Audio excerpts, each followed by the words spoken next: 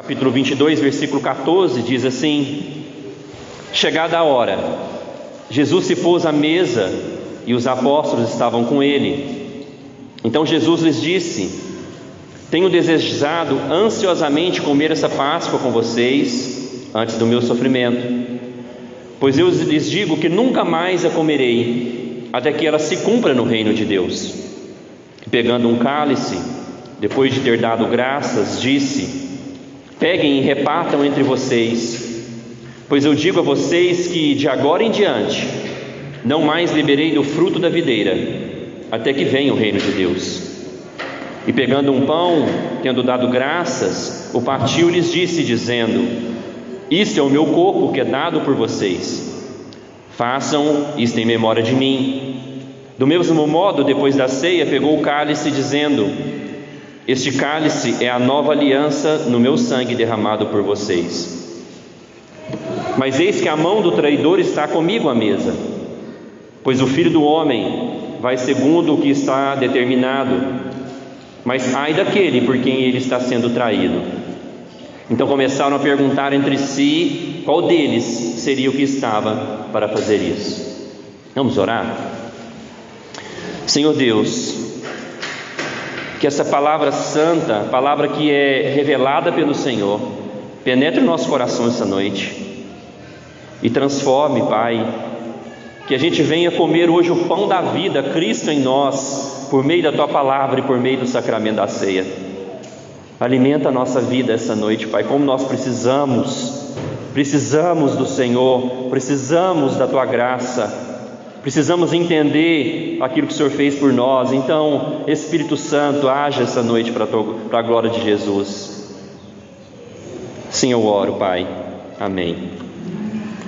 Meus irmãos, eu pesquiso muito coisas de outros países, pelo fato de eu ter trabalhado como missionário em outros países, e eu vi uma cultura de uma tribo africana muito bonita, que essa cultura é o seguinte: quando a mulher está grávida do bebê, ela e o seu marido começam a compor uma música, e essa música será a música tema da vida daquela criança.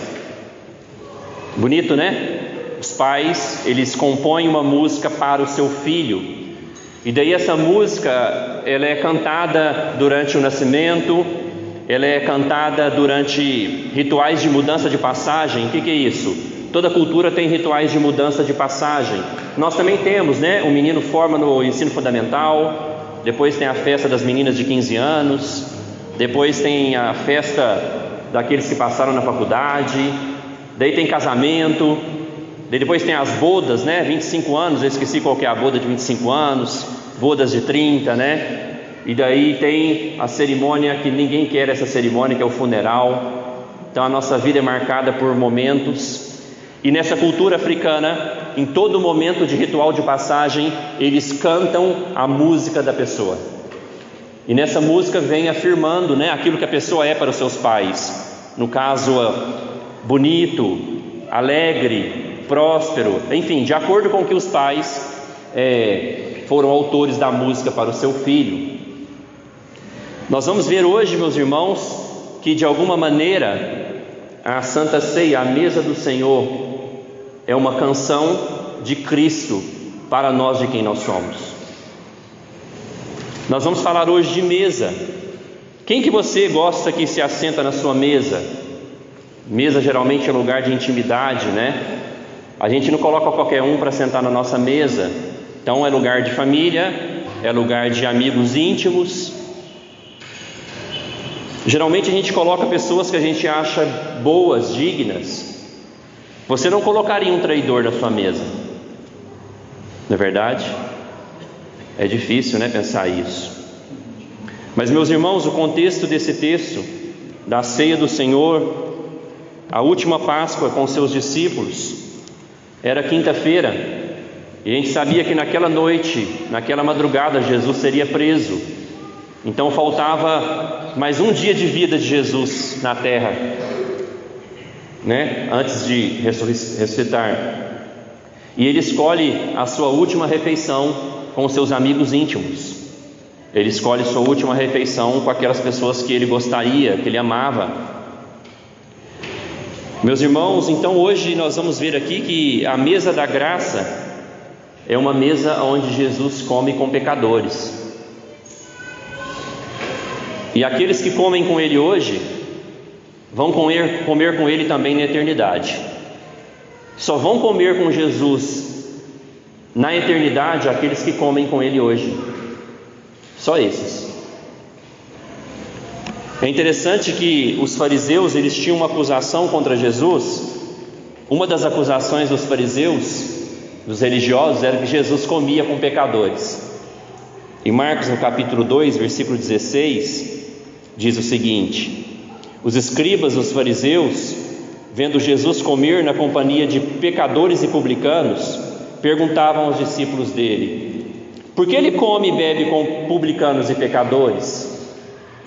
Tendo ouvido isso, Jesus respondeu: os sãos não precisam de médico, e sim os doentes.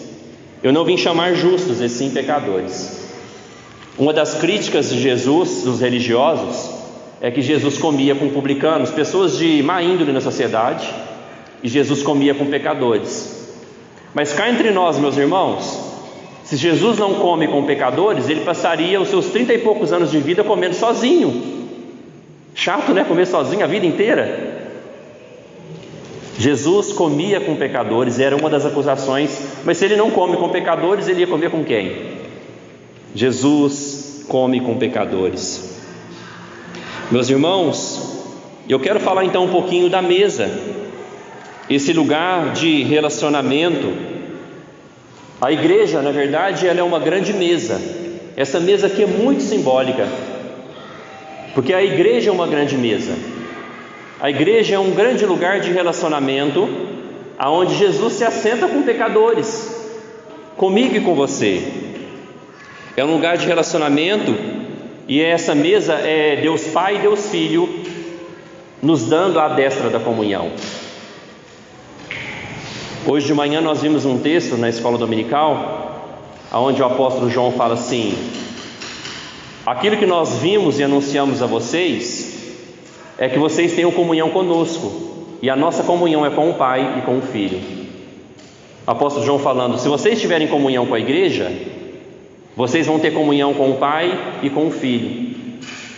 Então, meus irmãos, a igreja, a gente poderia usar um termo para ela, que ela é uma grande mesa para pecadores. E tem alguém sentado nessa mesa. Jesus está sentado nessa mesa.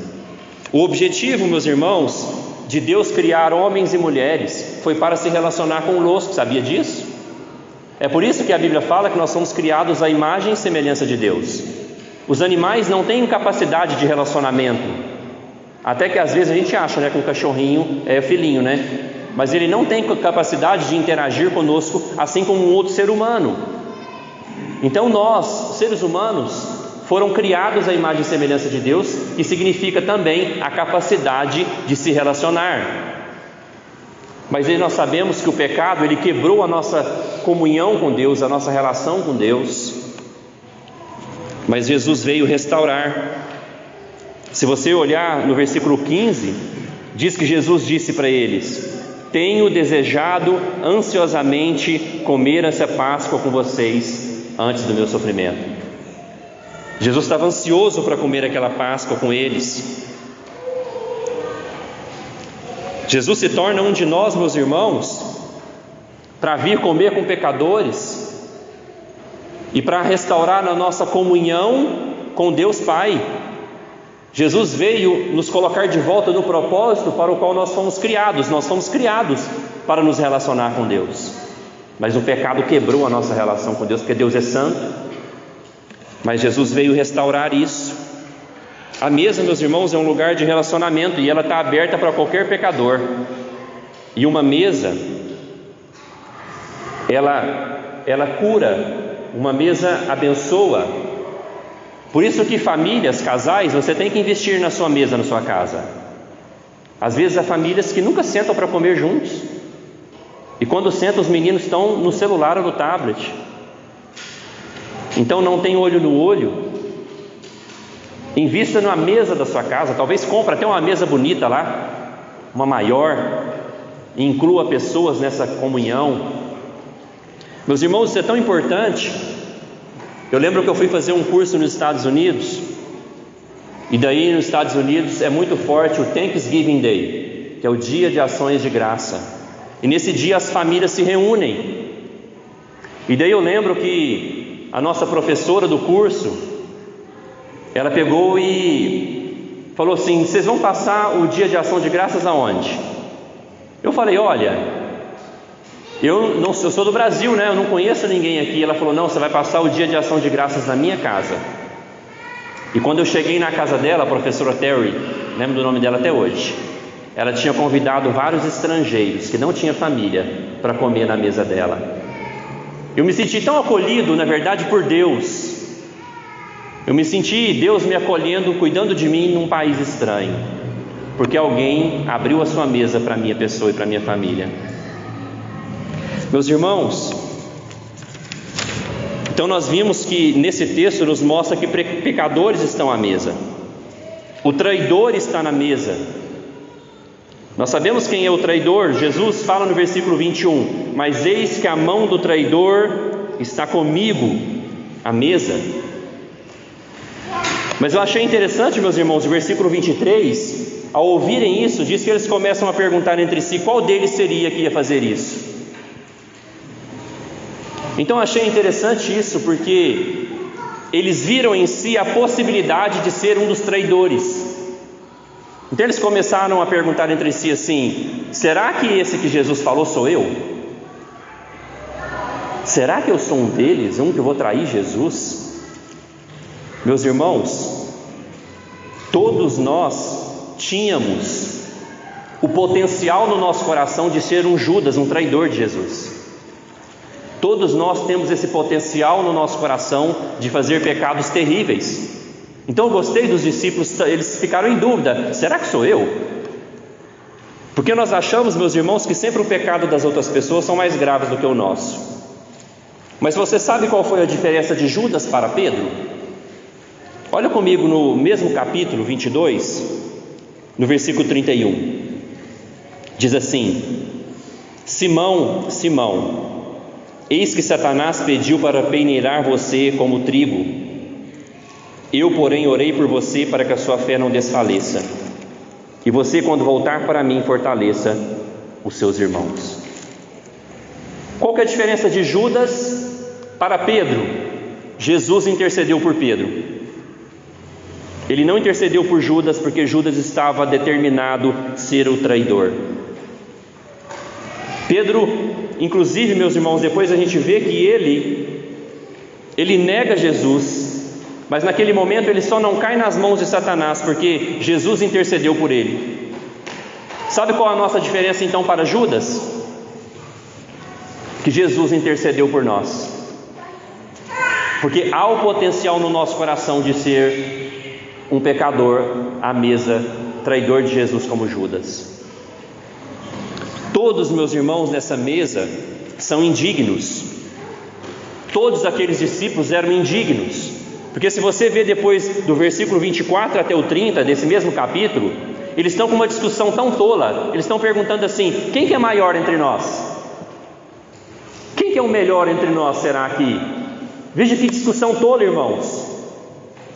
Eles estão à mesa com Jesus e discutindo quem deles era o mais importante na missão. E Jesus responde no versículo 27: pois qual é maior, aquele que está à mesa ou aquele que serve? Não é verdade que é aquele que está à mesa?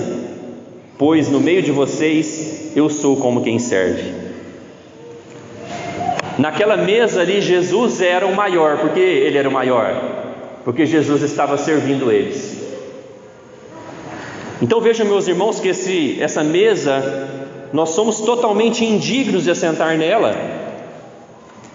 Eles não podiam sentar nessa mesa. Você não podia estar sentado aí hoje, nem eu aqui, para participar dessa mesa. Nós somos indignos de estar na presença de Jesus. Nós somos potenciais Judas. Nós somos como esses discípulos, discutindo quem é o maior, quem é o melhor. Qual que é a diferença para nós, para com Judas? Jesus teve misericórdia e intercedeu por nós. Ele livrou nós das mãos de Satanás. Essa é a única diferença. O nosso coração é o mesmo. Meus irmãos, teve alguém que percebeu isso. Lá em Mateus, no capítulo 8, se você quiser abrir, senão não precisa. Mateus, no capítulo 8, teve um homem que percebeu que era indigno.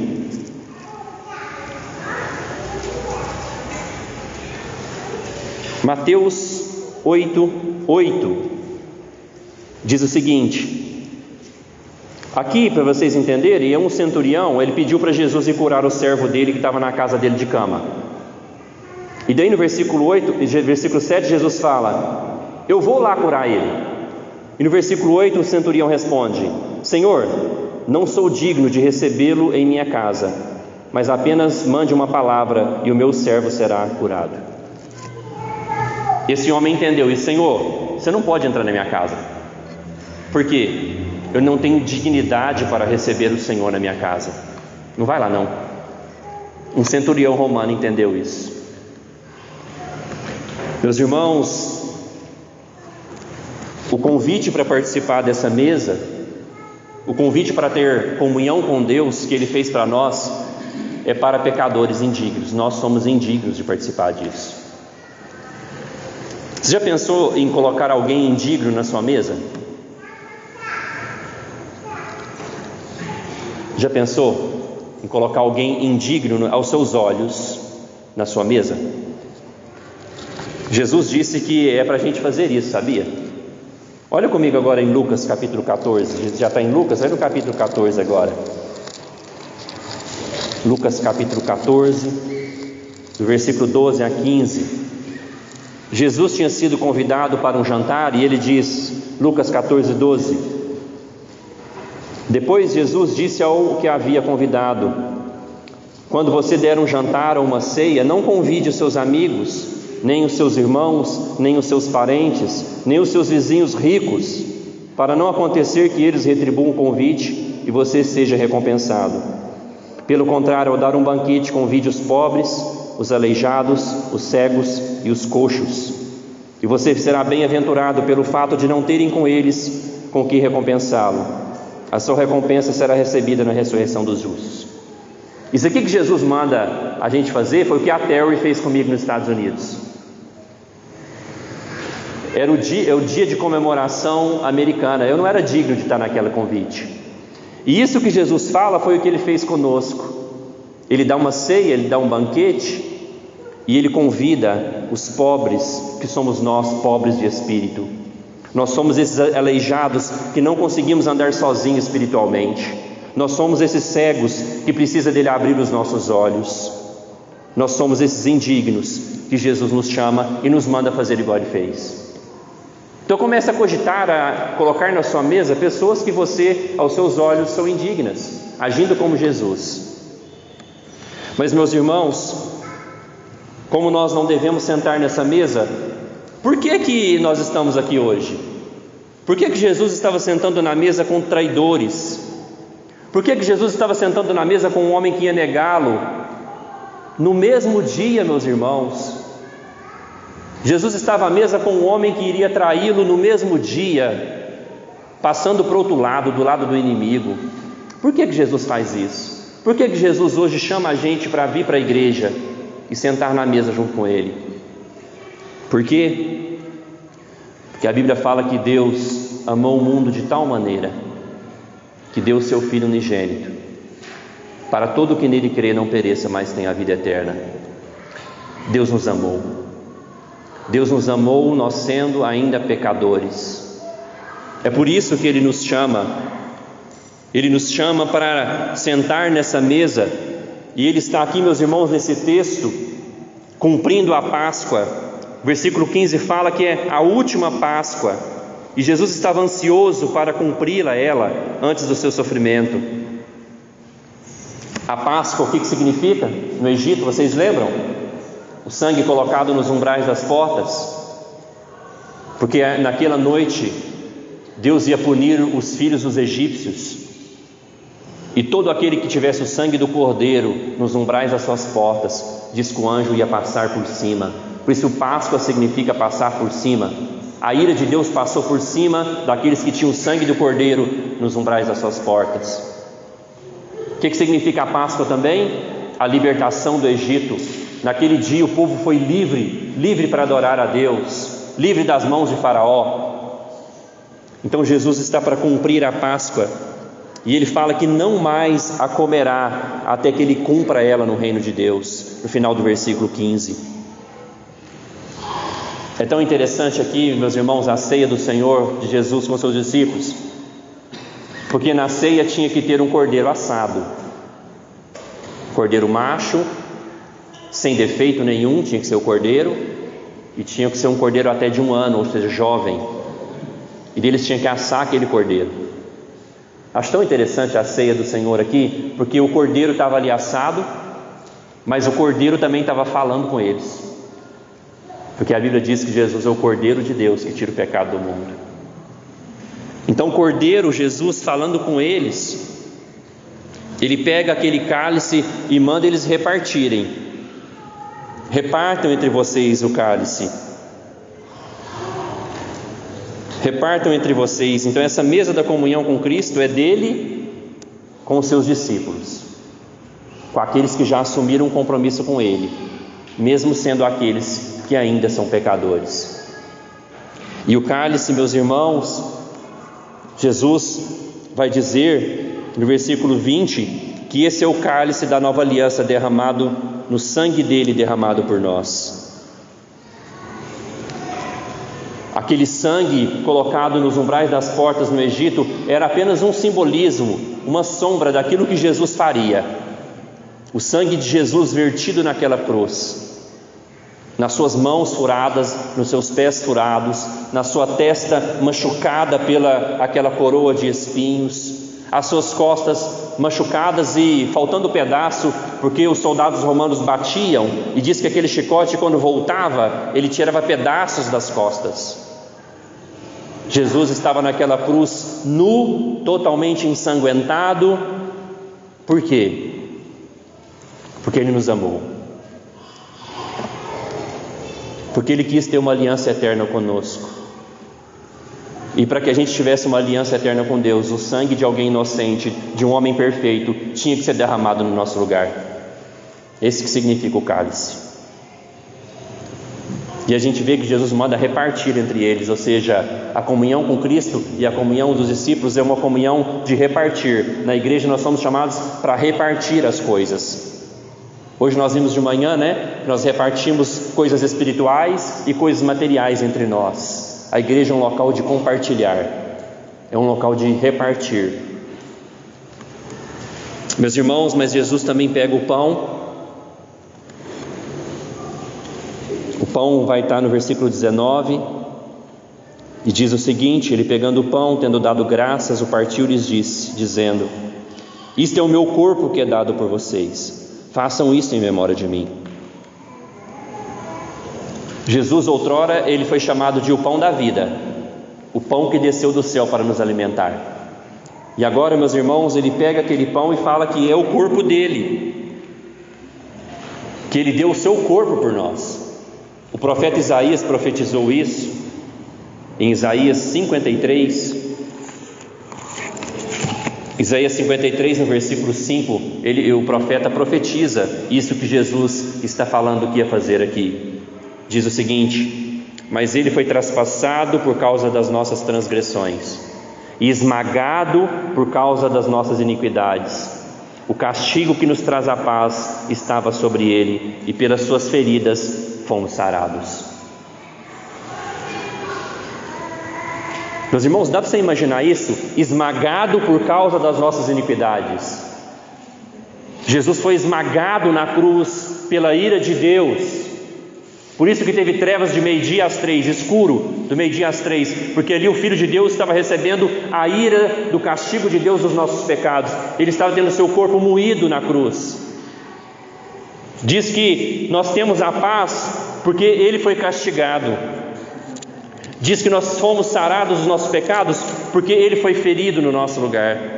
Diz que ele foi traspassado, meus irmãos. Você lembra daquela lança no seu lado por causa das nossas transgressões?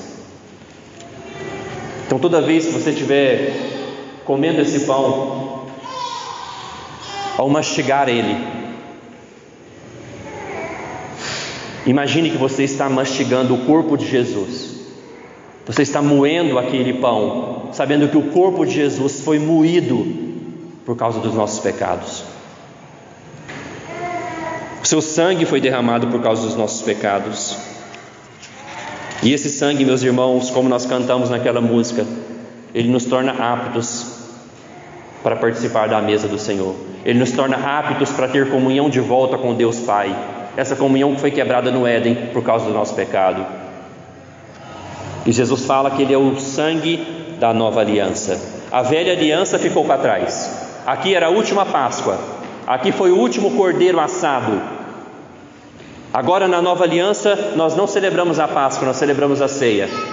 Assim como na nova aliança nós batizamos e não mais fazemos a circuncisão nas crianças. Está tendo aqui a troca do rito de ser um cristão. A ceia, então, meus irmãos, é o evangelho visível sendo pregado. Não menosprezando a ceia, entre aspas, é o teatro do evangelho. Esse é o teatro do evangelho que Jesus autorizou e mandou a gente fazer. É o sinal visível do que Jesus fez por nós. E é interessante, meus irmãos, então, lembrando daquela canção dos africanos, a ceia é a canção de Cristo toda vez que nós celebramos para nós. Toda vez que nós participamos da ceia, Deus está falando para nós quem nós somos. Ele está falando assim: amados. Ele está falando aceitos. Ele está falando perdoados. Ele está falando de volta à comunhão com Deus. Toda a ceia, Ele está falando de indignos agora para dignos. Toda a ceia é a canção de amor do nosso Deus Pai para nós pecadores. A ceia é tão importante que quando a gente tiver mais maturidade, a gente tem que fazer ela todo domingo, para que a gente pregue o evangelho aos ouvidos na palavra e pregue o evangelho aos olhos, lembrando de quem Jesus diz que nós somos: amados, perdoados, adotados por Deus, aceitos pela sua graça. A ceia é a canção de amor de Deus para nós, de quem nós somos em Cristo. Meus irmãos, e ela nos lembra do passado, ela tem uma força para nós no presente e nos lembra do futuro. A ceia, ela nos lembra do Egito, ela nos lembra da escravidão que nós estávamos mortos em delitos e pecados, mas Ele nos alcançou pela sua graça. Então a ceia agora me leva à gratidão a Deus por aquilo que Ele fez para mim naquela cruz do Calvário. A ceia me incentiva agora a servir a Deus com tudo que eu tenho, porque ela mostra aquilo que Ele fez por mim, quem eu era no passado: indigno, sujo, traidor. Mas a ceia também, meus irmãos, ela mostra que Jesus está conosco no presente. Que Jesus fala: façam isso em memória de mim. Mas, meus irmãos, pensa comigo, a gente quando vai fazer algo em memória de alguém, a gente faz algo em memória de alguém que está morto. Quando Jesus faça isso em memória de mim, Ele está falando: façam isso sabendo que eu estou com vocês no hoje. Então, ao participar da mesa do Senhor, nós sabemos que Ele está conosco hoje. Assim como Ele prometeu quando enviou os seus discípulos pregar o Evangelho. Ele fala: ide por todo o mundo, pregai a todas as nações, batizando em nome do Pai, do Filho e do Espírito Santo. Eis que estou convosco todos os dias, até a consumação do século. Então a ceia, além de olhar para o passado, nós olhamos para o presente. Jesus está conosco. Ele está nos alimentando essa noite. Ele está tendo comunhão conosco essa noite. Mas a ceia também, no versículo 18, nos mostra que nós olhamos para o futuro. Que o versículo 18 disse: pois eu digo a vocês que de agora em diante não mais beberei do fruto da videira, até que venha o reino de Deus. Na ceia nós olhamos para o futuro, porque, como eu falei, aqueles que participam dela hoje vão participar com Ele, na ceia das bodas do Cordeiro.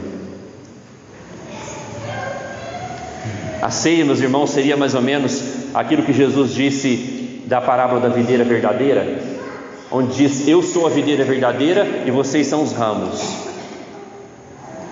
Você já viu uma videira? Ela tem seiva que alimenta os seus ramos. Então, quando nós participamos da ceia, nós estamos nos alimentando da vida de Cristo. Nós estamos recebendo vida nos ramos, que somos nós, para dar frutos para Deus. Tanto que Jesus disse em João 6,54, Ele falou: quem come a minha carne e bebe meu sangue tem a vida eterna, e eu ressuscitarei no último dia. Quem come a minha carne e bebe meu sangue. Literal? Não literal. Nós não cremos que isso aqui se transforma literalmente no corpo e no sangue de Cristo. Mas o que Jesus quer dizer? Come da minha carne e bebe do meu sangue? Aquele que recebe a minha vida dentro de si pela fé, aquele que crê em mim, aquele que entrega a sua vida para mim e participa do sacramento e está se alimentando de mim, e eu vou ressuscitar ele no último dia. Por isso que eu falo: quem não participa dessa mesa não participará dela na ressurreição. Então nós olhamos também para o futuro, meus irmãos. Essa é uma mesa, então, da mesa da esperança, que nós olhamos para o nosso destino final, a ressurreição. Nós devemos fazer isso então até que Jesus venha. É um sacramento que a igreja tem que cumprir até o final do mundo, sempre fazer. Meus irmãos, então vimos hoje que nós não éramos dignos de assentar com Jesus hoje, mas Ele nos amou, Ele se entregou por nós, e Ele mesmo nos possibilitou para que nós fôssemos dignificados. Ninguém é digno por si só, pelas suas boas obras, pela sua autopiedade de participar. Ninguém é, mas Jesus nos dignifica. Ele nos declara justo pelo seu corpo e pelo seu sangue, pela sua obra redentora a favor de nós. Ele nos torna dignos e aptos para participar dessa noite. Ele sempre nos chama para a mesa, meus irmãos. Ele sempre nos chama para uma intimidade com Ele, com o seu povo. Por isso que nosso tema é a mesa da graça. Jesus quer ter uma intimidade com o seu povo. Por isso que Ele deixa esse sacramento. Porque mesa é lugar de intimidade. E Jesus participa conosco em toda vez que nós estamos celebrando. Pelo seu Espírito, Ele nos alimenta. Ele alimenta a nossa alma. Ele nos enche de esperança. Ele fala quem nós somos. Nós lembramos do passado, do que Ele fez por nós, recebemos força no presente e esperança para o futuro. Receba isso hoje. Lembre do passado, do que Cristo fez por você, e encha seu coração de gratidão. Encha seu coração de querer servir a Jesus, participar da sua igreja, do seu corpo, servir essa igreja. Mas encha também o seu coração de força. Se alimente do pão da vida, recebendo perdão, recebendo graça, recebendo força para os desafios que você tem nessa vida ainda. Se alimente com fé dessa mesa essa noite, falando: Jesus, alimenta a minha alma, alimenta o meu coração. E ouça o Espírito Santo falando nos seus ouvidos, o Espírito Santo falando no seu coração, a canção de Deus para você. Quem você é: perdoado, adotado, aceito, digno pela graça de Deus de participar. Ouça essa noite ao participar dessa mesa. Quem sabe hoje, ao partir o pão, assim como os discípulos do caminho de Emaús, os seus olhos se abrem e você passa a dar o devido valor a Jesus, a sua obra e a sua igreja. Venha hoje, meus irmãos, se alimentar do pão da vida. Essa mesa está disponível para pecadores como eu e você, porque ela é a mesa da graça de Deus. Alimente a sua alma essa noite. Oremos.